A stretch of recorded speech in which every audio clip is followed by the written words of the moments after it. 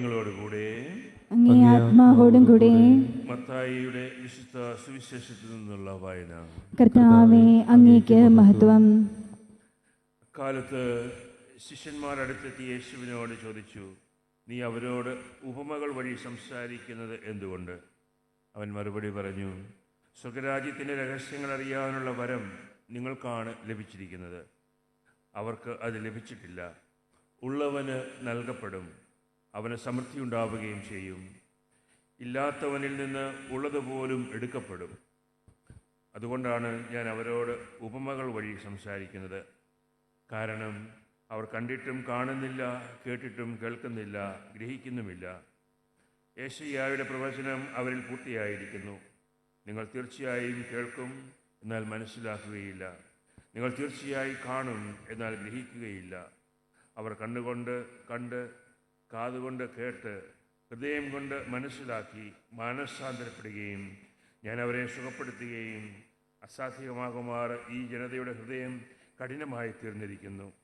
ചെവിയുടെ കേൾവി മന്ദീഭവിച്ചിരിക്കുന്നു, കണ്ണ് അവർ അടച്ചു കളഞ്ഞിരിക്കുന്നു. നിങ്ങളുടെ കണ്ണുകൾ ഭാഗ്യമുള്ളവ, എന്തെന്നാൽ അവ കാണുന്നു. നിങ്ങളുടെ കാതുകൾ ഭാഗ്യമുള്ളവ, എന്തെന്നാൽ അവ കേൾക്കുന്നു. സത്യമായി ഞാൻ നിങ്ങളോട് പറയുന്നു, അനേകം പ്രവാചകന്മാരും നീതിമാന്മാരും നിങ്ങൾ കാണുന്നവ കാണുവാൻ ആഗ്രഹിച്ചു, എങ്കിലും കണ്ടില്ല. നിങ്ങൾ കേൾക്കുന്നവ കേൾക്കുവാൻ ആഗ്രഹിച്ചു, എങ്കിലും കേട്ടില്ല. കർത്താവിൻ്റെ സുവിശേഷം. ക്രിസ്തുവേ, അങ്ങേക്ക് സ്തുതി.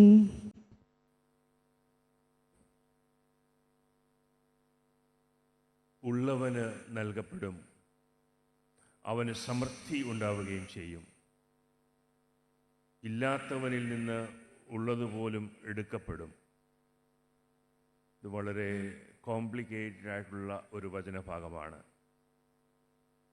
ഈശോ ഇത് ഉദ്ധരിക്കുന്നത് വിതക്കാരൻ്റെ ഉപമ പറഞ്ഞതിന് ശേഷമാണ്. വചനമാകുന്ന വിത്ത് വഴിയരികിലും പാറപ്പുറത്തും മുൾച്ചെടികൾക്കിടയിലും നല്ല സ്ഥലത്തും വീഴുന്നതിനെക്കുറിച്ച് പറഞ്ഞു കഴിഞ്ഞതിന് ശേഷമാണ് ഈ വചനം ഉദ്ധരിക്കുന്നത്. ഉള്ളവന് നൽകപ്പെടും. എന്താണ് ഈശോ നമ്മളിൽ നിന്നും പ്രതീക്ഷിക്കുന്നത്?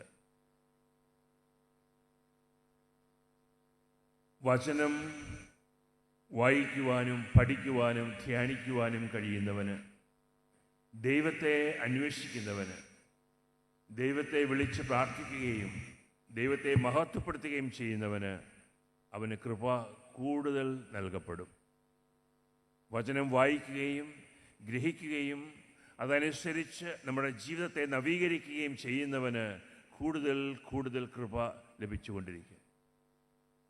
എന്നാൽ വചനം കേട്ടിട്ടും അത് ഗ്രഹിക്കാതെ ദൈവത്തിൻ്റെ പക്കലേക്ക് കണ്ണുകളടച്ച് കാതുകളടച്ച് ദൈവത്തെ അന്വേഷിക്കാതെ ഈ ലോകത്തെ അന്വേഷിച്ചുകൊണ്ട് മാത്രം ജീവിക്കുന്നവർക്ക് അവർക്കുള്ള കൃപ കൂടി നഷ്ടപ്പെടും. ദൈവത്തെ അന്വേഷിക്കുവാനായിട്ട് നമ്മുടെ ഹൃദയത്തിൻ്റെ അവസ്ഥ വളരെ പ്രധാനപ്പെട്ടതാണ്. അതാണ് വിത്തിൻ്റെ ഉപമയിലൂടെ ഈശോ പറയുന്നത്. നമ്മുടെ ഹൃദയത്തിൻ്റെ അവസ്ഥ എന്താണോ അതനുസരിച്ചായിരിക്കും നമ്മുടെ ആത്മീയ ജീവിതവും. നമ്മുടെ ഹൃദയത്തിൻ്റെ അവസ്ഥ എന്താണോ അതനുസരിച്ചായിരിക്കും വചനത്തോടുള്ള നമ്മുടെ പ്രതിപത്തിയും. അപ്പോൾ നമ്മുടെ ഹൃദയത്തിൻ്റെ അവസ്ഥയാണ് നമ്മൾ എന്നും പരിശോധിക്കേണ്ടത്. ഓരോ ദിവസവും നമ്മൾ ആത്മപരിശോധന ചെയ്യണം. ഈ ദിവ്യബലി മധ്യയും നമ്മൾ ആത്മപരിശോധന ചെയ്യണം. ഇപ്പോൾ എൻ്റെ ഹൃദയത്തിൻ്റെ അവസ്ഥ എന്താണ്? ഞാൻ ദൈവത്തെ അന്വേഷിക്കുന്ന വ്യക്തിയാണോ? ഞാൻ വചനം കേൾക്കുവാനും ധ്യാനിക്കുവാനും അത് ഗ്രഹിക്കുവാനും ആ വചനം പറയുന്നതനുസരിച്ച് എൻ്റെ ജീവിതത്തെ ഓരോ ദിവസവും നവീകരിക്കുവാനും കഴിയുന്ന വ്യക്തിയാണോ? അതാണോ എൻ്റെ ഹൃദയത്തിൻ്റെ അവസ്ഥ? അതോ വചനം കേട്ടിട്ടും വചനം വായിച്ചിട്ടും അതൊന്നും ഗ്രഹിക്കാതെ പെട്ടെന്ന് മറന്നു കളഞ്ഞ് അതിനോട് യാതൊരു താല്പര്യവും ഇൻട്രസ്റ്റും കാണിക്കാതെ ജീവിക്കുന്ന വ്യക്തിയാണോ എന്ന്? അപ്പോൾ നമ്മുടെ ഹൃദയത്തിൻ്റെ അവസ്ഥയും ദൈവത്തോടുള്ള നമ്മുടെ സ്നേഹവും തമ്മിൽ വലിയ ബന്ധമുണ്ട്. അതാണ് ഈശോ നമുക്ക് പറഞ്ഞ് മനസ്സിലാക്കി തരിക. ഇന്ന് ഈ ദിവ്യബലി അർപ്പിക്കുമ്പോൾ നമ്മുടെ ജീവിതത്തിലേക്ക് നമുക്കൊന്ന് ആത്മപരിശോധന ചെയ്യാം. ഞാൻ എൻ്റെ ജീവിതത്തിൽ ദൈവത്തെ എത്രമാത്രം അന്വേഷിക്കുന്നുണ്ട്? ആത്മാർത്ഥതയോടെയാണോ ഞാൻ ദൈവത്തെ അന്വേഷിക്കുന്നത്? ദൈവത്തെ അന്വേഷിക്കുക എന്ന് പറഞ്ഞാൽ പ്രാർത്ഥനകൾ ചൊല്ലുക മാത്രമല്ല. ദൈവത്തെ അന്വേഷിക്കുക എന്ന് പറഞ്ഞാൽ ദിവ്യബലിയിൽ സംബന്ധിക്കുക മാത്രമല്ല. ദൈവത്തെ അന്വേഷിക്കുക എന്ന് പറഞ്ഞാൽ അവിടുത്തെ ഇഷ്ടമനുസരിച്ച് മാത്രം ജീവിക്കുക.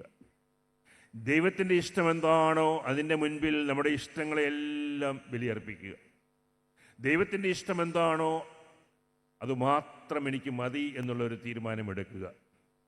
ഓരോ ദിവസവും നമ്മുടെ ജീവിത സാഹചര്യങ്ങളിലൂടെ ദൈവം തൻ്റെ ഇഷ്ടം നമുക്ക് വെളിപ്പെടുത്തി തരുന്നുണ്ട്.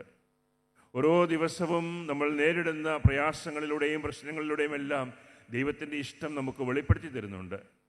ആ ദൈവത്തിൻ്റെ ഇഷ്ടം മാത്രം, എൻ്റെ സ്വന്തം താല്പര്യങ്ങളോ എൻ്റെ സ്വന്തം ഇഷ്ടങ്ങളോ അല്ല എനിക്ക് വലുത്. ദൈവം എന്നിൽ നിന്നും ആഗ്രഹിക്കുന്നത് എന്താണോ അതുമാത്രം എനിക്ക് വലുത്, അതുമാത്രം എനിക്ക് മതി എന്നുള്ള ആ വിശ്വാസം, എന്നുള്ള ആ ഡിറ്റർമിനേഷൻ, ആ ഒരു ഇൻട്രസ്റ്റ് നമ്മളെല്ലാവരിലും ഉണ്ടാകട്ടെ. നമുക്ക് പ്രത്യേകമായിട്ട് പ്രാർത്ഥിക്കാം. പിതാവേ, അവിടുത്തെ ഇഷ്ടം മാത്രം നിറവേറ്റുന്നവരായി, അവിടുത്തെ വചനം കേൾക്കുകയും അത് ഗ്രഹിക്കുകയും അതനുസരിച്ച് ഓരോ ദിവസവും ജീവിതത്തെ നവീകരിക്കുകയും ചെയ്യുന്ന മക്കളായി ഞങ്ങളെ രൂപാന്തരപ്പെടുത്തണമേ എന്ന് പ്രാർത്ഥിക്കുകയും ചെയ്യാം.